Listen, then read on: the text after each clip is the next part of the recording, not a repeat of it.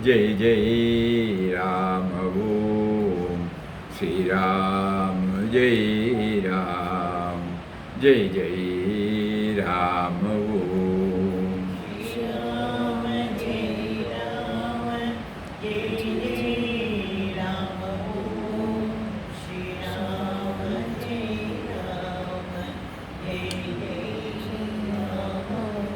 Shri Ram Jai Ram Jai Jai Ram Om Shri Ram Jai Ram Jai Jai Ram Om Shri Ram Jai Ram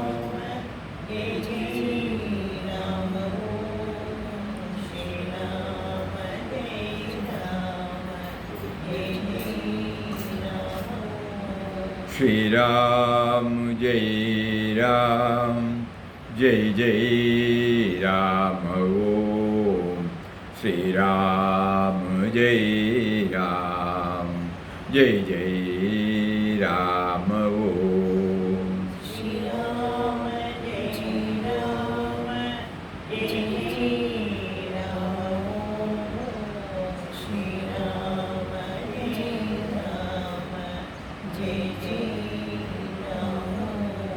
Shri Ram Jai Ram Jai Jai Ram Om Shri Ram Jai Ram Jai Jai Ram Om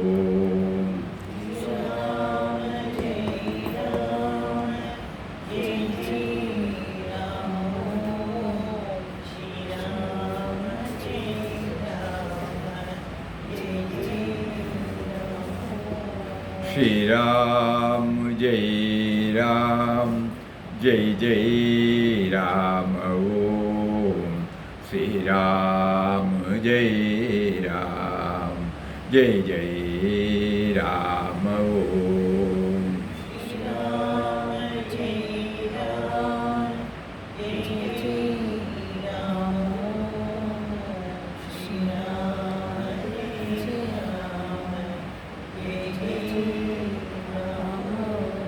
Shri Ram Jai Ram Jai Jai Ram Om Shri Ram Jai Ram Jai Jai Ram Om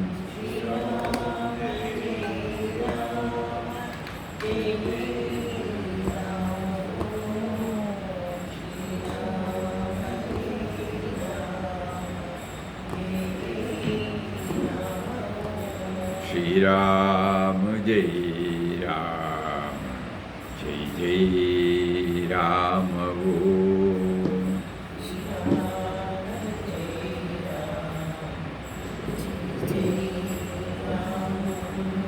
Shri Ram Jai Ram Jai Jai Ram Om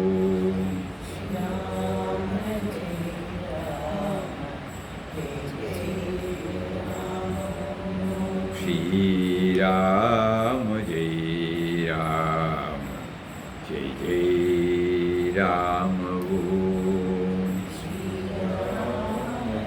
Om Shri Ram Jai Ram Jai Jai Ram Om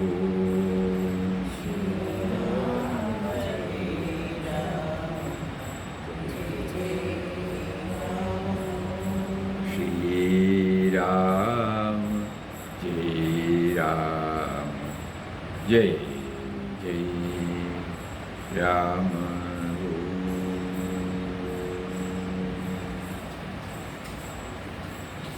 Om Shri Ram Jai Ram Jai Jai Ram. Hari Om to everybody. Today for a change, we will try to dwell on the song Celestial, Srimad Bhagavad-Gita, because today happens to be the Gita Jayanti day. First we will go through the words of Papa. The Bhagavad-Gita is a veritable mosaic of eternal wisdom. It has not left unsolved a single problem pertaining to the conduct of human life, both in its spiritual and physical spheres. For the highest truths of philosophy and also for the perfect light on the practical side of life, one has to go to this great work. The message of the entire Gita is to reveal the harmony and identity of soul with God and God with nature. But we must go to her. Virupaji calls Gita I, mother. So Virupaji used to say, whenever I am in problem, whenever I have any issues, I go to my mother, Gita I. She will give me the suggestions, guidance, answers and whatnot. That's why Papa here says, we must go. It must be within the experience of every student of the Gita that the majority of the commentators of these great scriptures have drawn out such truth from it as would coincide with their own views and predilections, and have presented them to the world as the whole secret of this many-sided, all-comprehensive mine of wisdom. Some read into the Gita an emphatic call to renounce all action in the world as the ultimate goal. Some others argue that the Gita holds devotion to a personal God as the essential creed of it. Some would have it that the Gita urges the soul to plunge into action, making that alone the sole criterion and the one necessary condition of human existence. Again, some others, taking the Mahabharata, was concluding the Gita as only an allegorical exposition of the eternal truth, interpret the teachings from their viewpoint as embodying an uncompromising cult of ahimsa. Each one of these expounders of the Gita is right from the angle of vision by which he has struggled to understand the scripture. But the whole truth enshrined in its 18 chapters is all that they have said put together and much more besides. For an all-round, authoritative, conclusive, comprehensive treatise on the Gita, among the commentaries of the present day, one has to turn to the illuminating and inspiring volumes of the essays of the Gita by Sri Aurobindo. To understand life and realize its glory integrally, one has to study the Gita in all its phases, from all standpoints. To have a partial view of a particular aspect of it alone, and to hold forth that as the whole truth has been the cause of imperfection in spiritual experience. That means nobody will be able to bring it out in a comprehensive way. They have been prompted by God to approach Gita with a certain perspective. They have scaled the heights, they are revealing to us.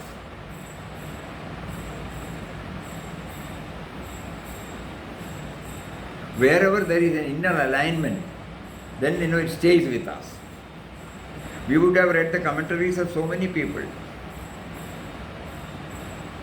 So Papa says, you can't say it is full. But wherever there is an inner alignment, when we read this, we find that it is very nice. What is that? That inner alignment. Then it gets deeper and deeper into it, we get more and more clarity. The purpose of the Gita is to proclaim that human life is essentially divine, spiritually, mentally, physically.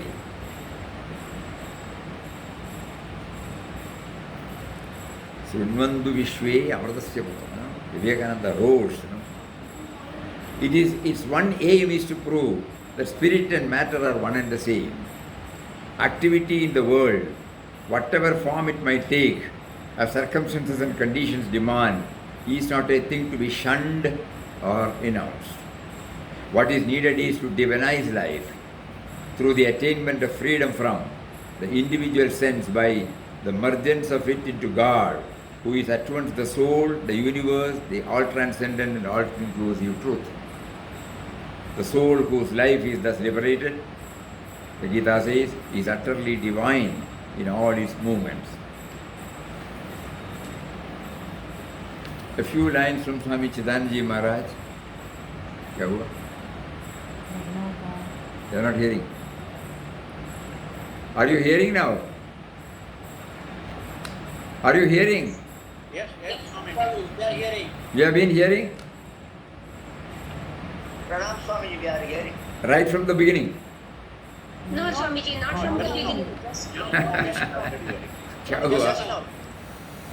Okay, a few lines from the Prabhupada. Today being the Gita day, we thought we would share some thoughts on Srimad Bhagavad-Gita. In fact, Param Pujya Papa always warned that at least one shloka, at least the theme of one shloka should be there in our mind. Because it is also a manual of life.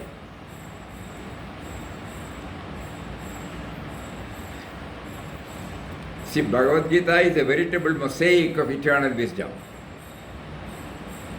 It has not left unsolved a single problem pertaining to the conduct of human life, both in its spiritual and physical spheres.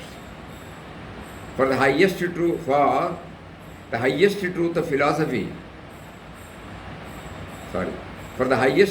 philosophy, and also for a perfect light on the practical side of life, one has to go to this great one. Just like a dictionary, whenever we have a doubt, we go and refer the dictionary. Dictionary will not come and tell us. Similarly, when we have a problem, first of all, we try to go through the sacred text. And as we go through some chapters, we may find it impressive. Some shlokas, we may feel, connected with it. So like that, when we do that, we have a general idea about it. And then take up whenever we are confronted with a situation, mysteriously we will find some clues in it. That will lead to another clue, that will lead to another clue. And when the earnestness is there,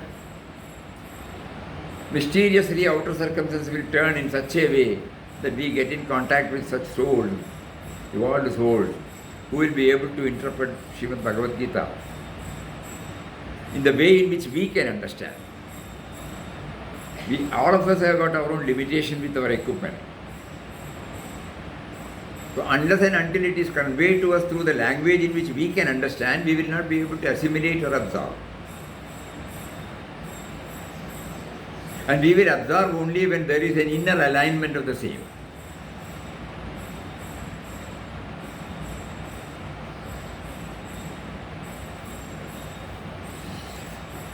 Every Mahatma, Papa keeps on saying that every Mahatma, every evolved soul, they have done a lot of research on this song Celestial. And they have found out, they have understood, and they shared it with through their devotees or books or teachings. But nobody can say that this is full and final from their standpoint. But at the same time, the assurance is there that whenever we need,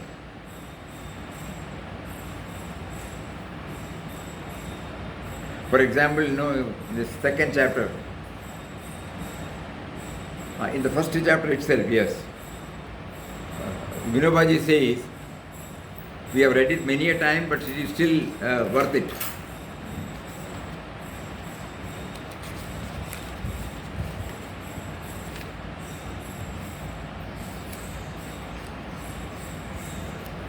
The last portion of Arjuna Vishada Yoga,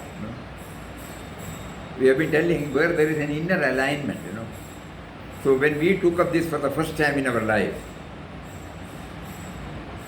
actually we were motivated to go deeply on this text only because of these first few words in the first chapter. This is how she connects ourselves with her. I will read out the last portion of the first chapter of Talks on Gita by Virupaji. The introduction to Arjuna's condition helps us greatly in understanding the rest of the Gita. We should be grateful for this. It also helps us in another way. It reveals Arjuna's straightforwardness and honesty. The word Arjuna in fact means one who is honest and straightforward in nature. He candidly told Krishna all that he felt and thought, hid nothing from him, and ultimately surrendered to him totally. In fact, he was already his devotee. When he made Krishna his charioteer and entrusted to him the reins of his horses, he had got ready to give into his hands the reins of the mind also. Otherwise, he would not have heard the 17 chapters,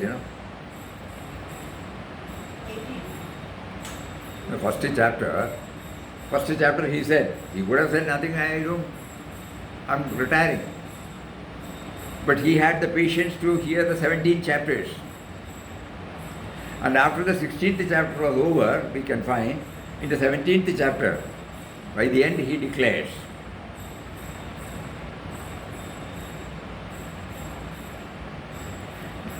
Lord Krishna gives him total freedom. Yathechasi tathagu. Whatever you feel like, you do that. But what did he say? I will do what you say. So here the first he says, let us do likewise. When we made Krishna his charioteer and entrusted to him the reins of his horses, he had got ready to give into his hands the reins of his mind also. Let us do likewise. This is the one which hooked us to this book. Let us not think that unlike Arjuna, we do not have Krishna in to guide us. Let us not get caught in the fallacy that Krishna was a historical person. Everybody has Krishna residing in his heart as the indwelling self. The indwelling self means that self because of which the words are now coming, because of which all our senses are functioning, because of which all our mind intellect is functioning, because of which all of you are hearing. All of you feel that you are there, the sense of beingness. So that is the self. So he is there. Everybody has Krishna residing in his heart as the indwelling self. He is nearer to us than the nearest. Let us bare our heart with all our impurities and weaknesses before him and say, O Lord, I take refuge in you. You are my sole guide, my master. Show me the right path. I shall follow it. In the 18th chapter, the word he used was Karishye Vachanam Tava. Whatever you have said, I will follow it. I am clear of all my doubts, of all my confusion. Now whatever you have said, I will follow it. If we do so, Arjuna's charioteer will be our charioteer too. We shall hear the Gita from his own lips and he will lead us to victory. This is how Virupaji connects us, So we don't have to think it is a separate one. It is a science of life. Swami Raghunatha Maharaj will say, it's a science of life. Verified by Mahatmas, verifiable for all of us. Not that it is given, it is you should believe, no. It is a verifiable science. Those who have given commentaries, they have verified it and they brought it. We are not in a position to remember it because we have not got into the habit of verifying it. We have heard it, that's all.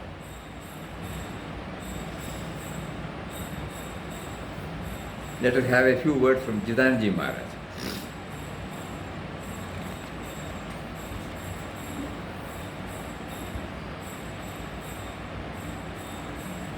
The perception of the omnipresence is real sight. Not to perceive the omnipresence is true lack of sight. It's a vision that goes beyond the visible and perceives the invisible. That is the spiritual vision that the Srimad Bhagavad-Gita wants us to receive from its wisdom teachings, to adopt for our view of all things and to keep it as a base for our approach to all things. The inner vision of penetrating beyond the visible and perceiving the invisible.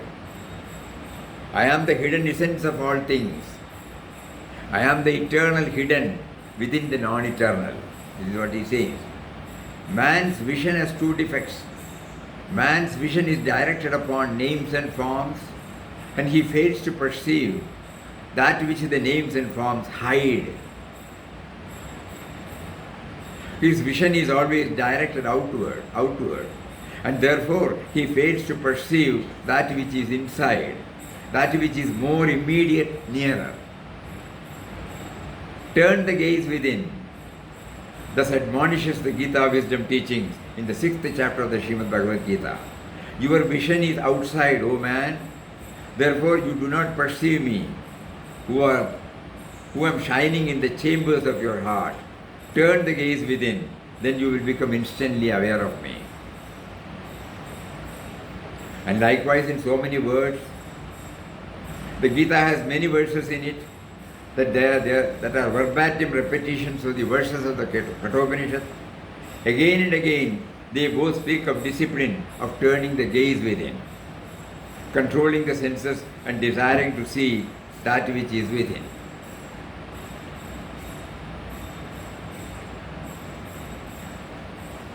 It indwells in your heart.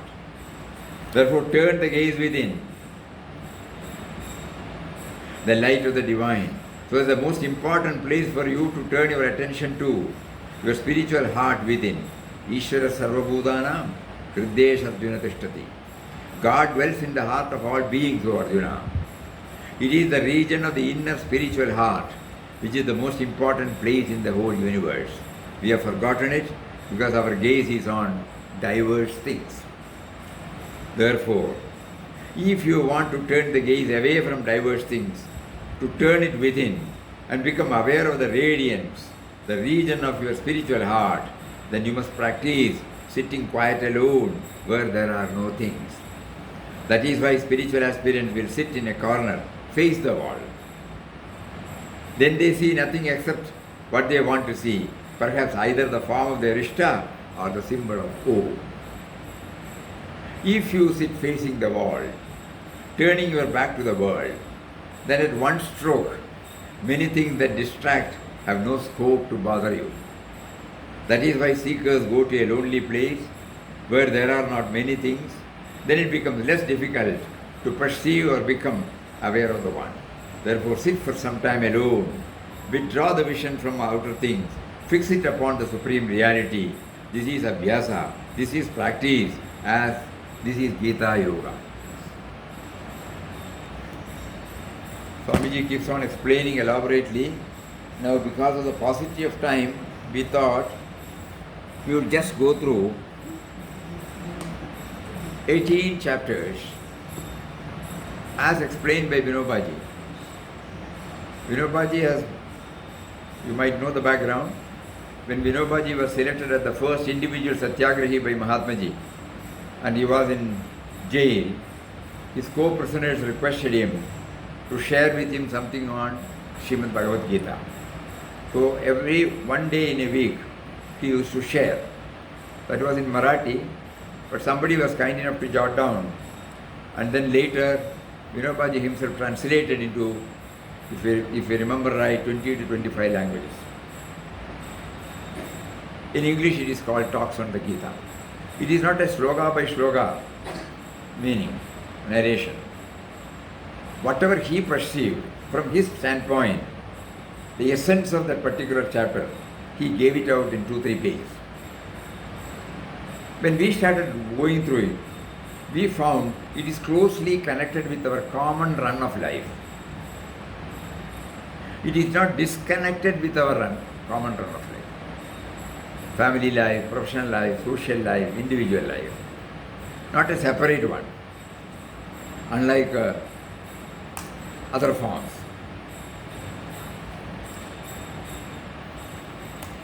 So then he wrote, when he said, That was all compiled and this book was brought out. Even then it may be difficult for everybody to go through it. So we have again made an attempt to compile it in few words. We will try now. The purpose of Srimad Bhagavad-Gita is to illuminate the entire humanity with the realization of the true nature of divinity on the one hand, and the other to be a perennial source of insight and inspiration to solve the day-to-day problems. The Gita is a treasure of self-knowledge. If you explore it deeper, you can gather many precious gems to enrich your life. Talks on Gita by Acharya Virupaji unravels the Gita's essence in a simple, candid, relatable manner so as to enable a common person to efficiently deal with his or her umpteen daily challenges and hurdles. This booklet is an attempt to compile some invaluable insights from Virupaji's incomparable observations on the Gita. Obviously, we are fully aware that we could only have a glimpse into the unfathomable treasure chest of the Gita. Nevertheless, this booklet may serve as a set of signposts for those who are on the quest to attain self-knowledge. Precious points from the 18 chapters. First chapter, Virupaji reveals the Lord's clear assurance that He will show us the path to the fruition of life if we hand over the reins of our sense of individuality to the Almighty Lord. Essentially, first if we read out that when we hand over the reins of the mind, He will reply to us. So first attempt should be to hand over. Hand over means to connect ourselves with Him. Second chapter, one should know that the sense of individuality is the root cause of all problems. This is centered on the body, mind and senses. The second chapter shows that self-knowledge is needed to know that this body, mind and senses is not our true nature and reveals the signs of a Sthita Prajna who has attained self-knowledge. The immortality and indivisibility of the self, the perishability of the body, and the inevitability of Swadharma are the major themes discussed in second chapter.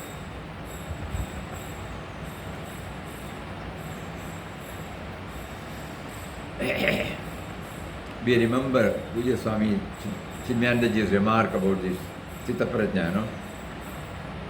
If we remember exactly the words,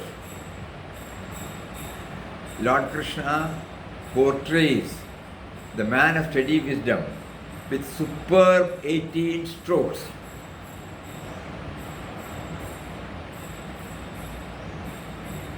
And one by one, Dukkeshu Anidvigamanath, he starts. Sukheshu Vikataspraha. Like that he will start. And each one, portrays in our mind, oh, this is the man of steady wisdom.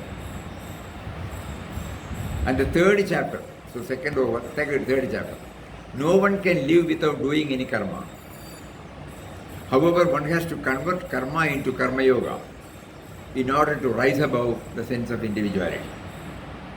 Yoga means union with God. So all karma has to be related to it. So when we handle anything, right from the moment we get up till we retire to bed, we have been asked by Gita that there should be a touch of love, there should be a touch of dedication, there should be a touch of gratitude, there should be a touch of perfection. Then it becomes karma yoga. The fourth chapter, how karma is expanded through the process of vikarma. Here, normally probably we would have known as vikarma is opposite, but Virupaji is this Visheshana. He converts it into not self-centered. Any karma which is not self-centered becomes akarma, purified karma. The fifth chapter, karma when it is enjoined with vikarma results in the absence of akarma. sense of agency. In other words, it becomes natural, sahaj. Even though we perform, we are not aware of it. It becomes sahaj. The mother taking care of her child, We may say she is taking care. To her it is sahaj, You and I are all doing it. When we love the work, when we love a project, when we love an individual, when we love an ideal, whatever we do, we don't get it registered in it becomes spontaneous in our nature. Sahaj. So that is fourth chapter. Sixth chapter.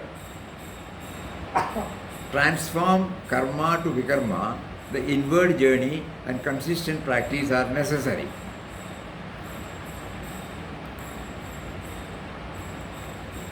Seventh chapter. How can we identify the common factor in the varied manifestation while all are apparently different from each other, resulting in the perplexity of our mind? For our mind is the theme in the chapter. He says you starts, same artist with the same brush on the same canvas, brings out different caricatures which evoke different emotions in us. That is how he starts. So the seventh chapter, how can we identify the common factors? We hardly, even when we read a book, there are so many words. Each one evokes different types of emotions, reactions in our mind. But the whiteness is the base upon which it stands out, If the whiteness is not there, the letters will not stand out. The base, the substratum. So he says, how can we identify the common factor in the varied manifestations while all are apparently different from each other, resulting in the perplexity for our mind? That is the theme in this chapter. And eighth chapter. When it is known that one's life ought not to be limited to me and mine, but is meant for experiencing the source of the common factor God, what is needed is to develop good samskaras to attain self-knowledge.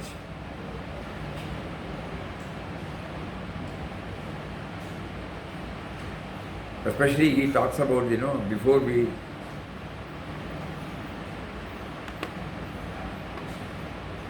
Antakaleja Mameva Smaran. To remember all these things at a particular time, at a particular place, that will not help us. It should become a samskara for me. Samskara means repeatedly doing, then only it becomes samskara. It becomes embedded in me. I become one with it. So when we keep on doing good things, when we keep on seeing good things, when we keep on hearing good things, less and less of negative things, more and more of positive things, the samskara automatically evolves, which will help us at the time of leaving this body. Otherwise, whatever we carry over, that will be brought forward in our next life. That also he explains, Lord Krishna explains in the Bhagavad-Gita.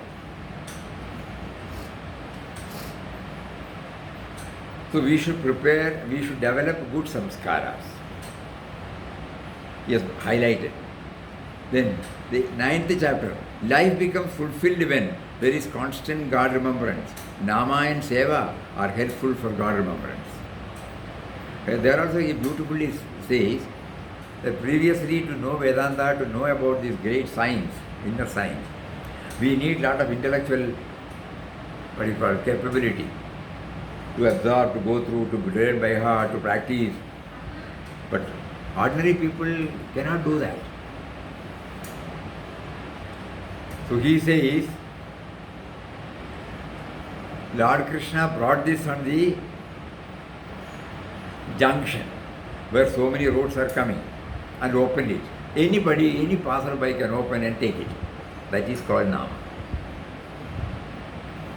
So Nama is full and complete. When Papa says there is no need for any other sadhana, Nama is full and complete.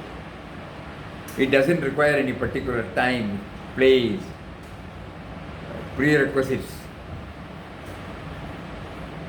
So he elaborately, he says, Virupaji says, if you remember the right, it is a highway.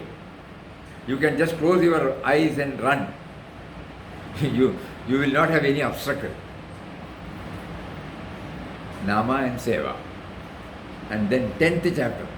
Along with the above, effort should be made to feel the divinity in all creation, different types of situation, behavior, character, pairs of opposites.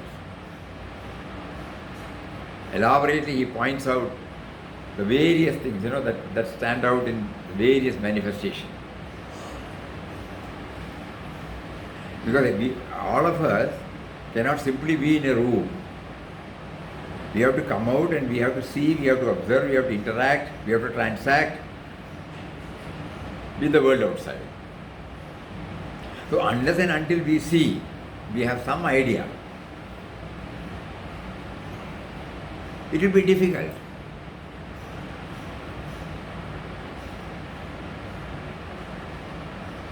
What are those things? Do you remember?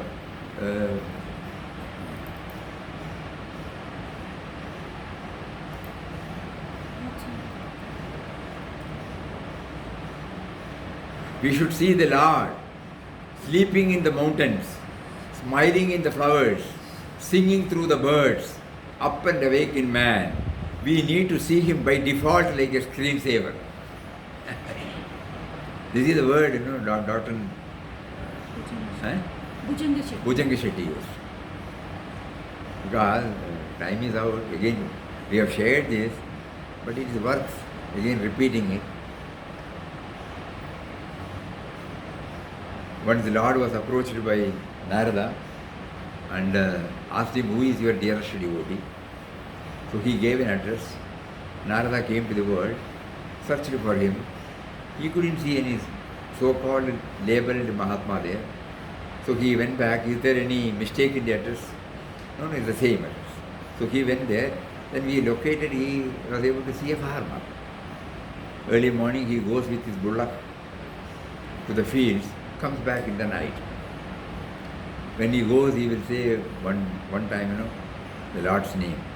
That's all. So he was curious. Is he the dearest devotee? So he had a chat with the farmer.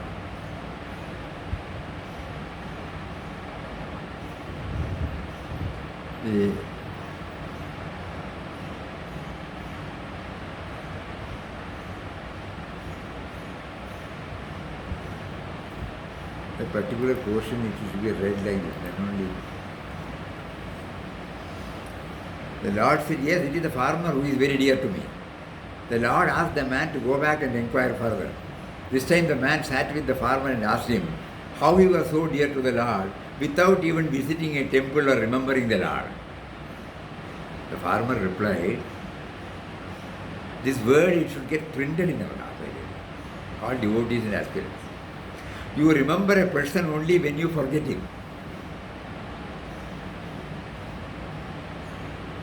Where is the question of remembering the Lord when I never ever forget him?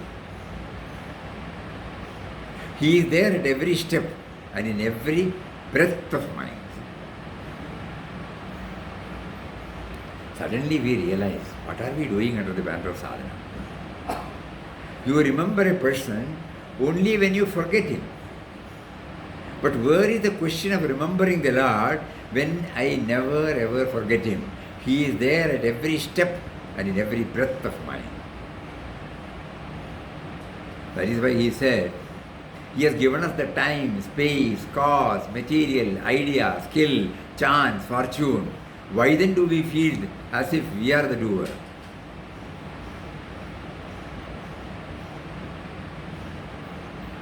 So we should see the Lord sleeping in the mountains, smiling in the flowers, singing through the birds, up and awake in man. We need to see him by default, like the screensaver. The mind needs to be grounded and rooted in the Lord. All this is possible only if we have unflinching faith in him. So 11th chapter also he brings varied manifestations. Seeing the divinity in all means that we feel are instruments in God's hand through reference to Vishwarupa Darshan, cosmic vision. That means, it will help us to graduate, move from localizing the God concept to a form. And this is what exactly Param Pujya Papa said when somebody came and asked, you are chanting Ramnam, we don't see any idol of Lord Sri Ramachandra Murti. He said, everybody is a moving temple. Everybody is Lord Krishna, Lord Rama here. So that means we don't localize, we don't put boundaries. So 10th chapter removes all these boundaries. 11th chapter. Then 12th chapter. What are the signs of a true Bhakta? To have the cosmic vision, one has to be aware that God is equally present both in Saguna and Nirguna, the personal and the impersonal also. Elaborately discussed. Personal and impersonal, elaborately discussed. And we all know in the last slokas, starting from Adveshta Sarvabhudana, how he portrays the picture of a true devotee. Swami Ranganathanji in his commentary used to say, I would also like to be a devotee. Then the Lord in untold words says, you cannot qualify yourself as a devotee. I should tell you, you are a devotee. And for that, these are all the qualifications. Adveshta sarvabhudanam maitra karunaya vaja nirmamo nirahankara samadukka sugakshami santushta satatam yogi yatatma dridhanishyaha mayarpidamano buddhihi yomat bhakta samepriya. Like that, 8 slokas. It's a beautiful, this was the most dearest to Gandhiji's heart. Gandhiji started a small book called Gita Talks. He starts not from first chapter, 12th chapter. After 12th, he will go to the first chapter. Then 13th chapter. Explain the gradual transition from the individual to the universal, from the body to the knower of the body, and ultimately knowing both. Kshetra. And 14th chapter points out how three gunas, sattva, rajas, from early morning to night, we have these 3 gunas playing in us. At times we become highly sattvic, then we become rajasic, we become tamasic. So, how these gunas prevent the individual from expanding to the universal level. So, getting over this hurdle is a must for the spiritual progress. He says, while Rajoguna and Tamoguna are to be totally controlled, Sattva is to be partially wounded. Sattva is necessary, but the risk is, the moment we come to know that we are sattvic, we have lost it. So that is why it should be there, but we should be very careful that humble enough to accept that it is the Lord who gave me this. Then the 15th chapter, which is supposed to be the very important, Purushottama Yoga. Unless and until we see the God dimension behind every thought, every word, every deed, spiritual progress is impossible. This process helps us to blend jnana, bhakti and karma and enables us to have a proper relationship between the trios. Trios means it's a tripod according to him, like this, Me, the individual soul, God, the indwelling reality, and the rest of the creation which are God's manifestation. They are the articles of worship. Me the Bhakta, he the indwelling Lord, and rest of the things are articles of worship. So how do we handle the article of worship? Before the puja, what do we do? How meticulously we gather so many things, and purity is ensured. Total Shraddha is there, and we keep it clean. Like that, Gita wants us to extend this to all our activities. This is Purushottama Yoga. And 16th chapter, the Lord exhorts us to shun the demonical and all qualities acquire the divine ones. It lists about 24 values, Abhayam, Sattva, Samshuddhi. Beautiful.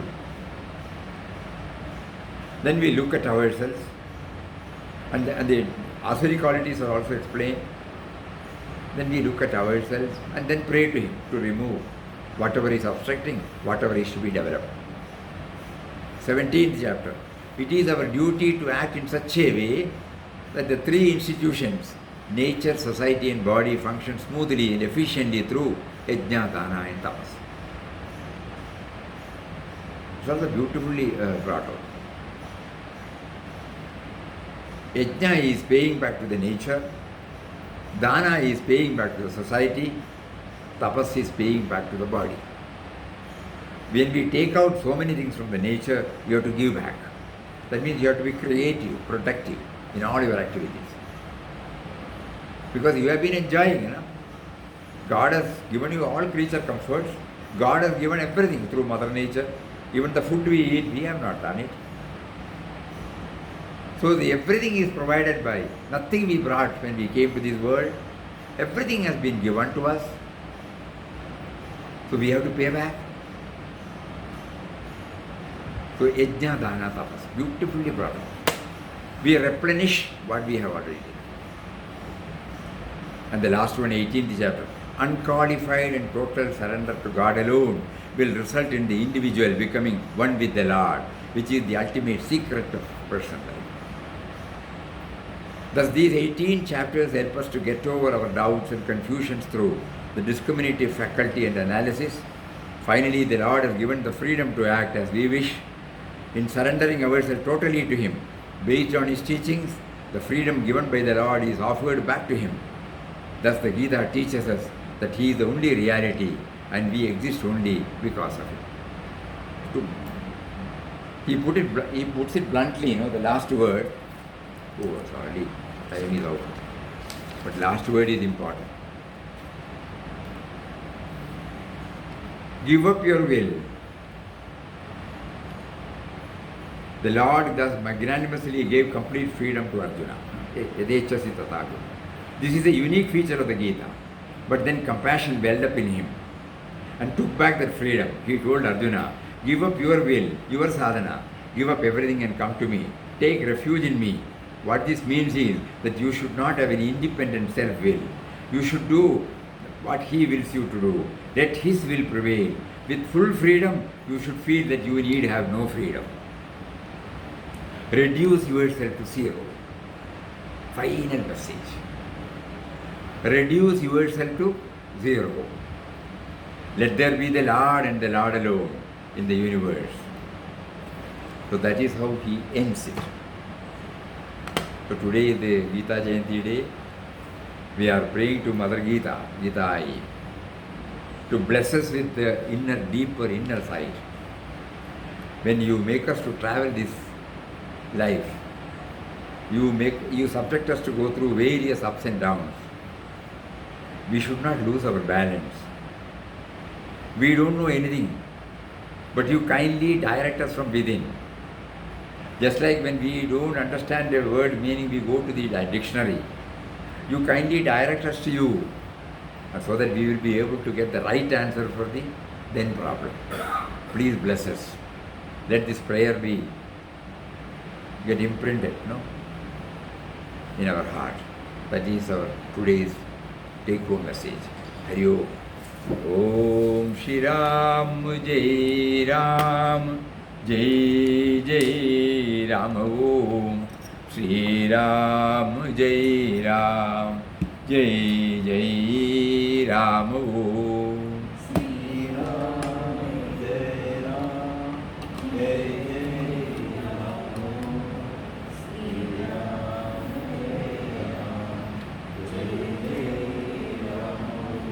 Shri Ram Shri Ram Jai Ram Jai Jai Ram. Om Shri Ram Jai Ram Jai Jai Ram. Om Shri Ram Jai Ram Jai Jai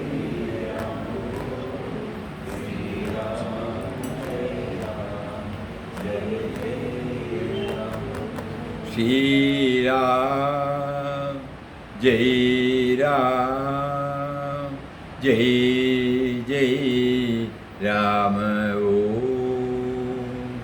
Shri Ram, Jai Ram, Jai Jai Ram Om. Om Shri Ram, Jai Ram, Jai Jai Ram. Hari Om. Hari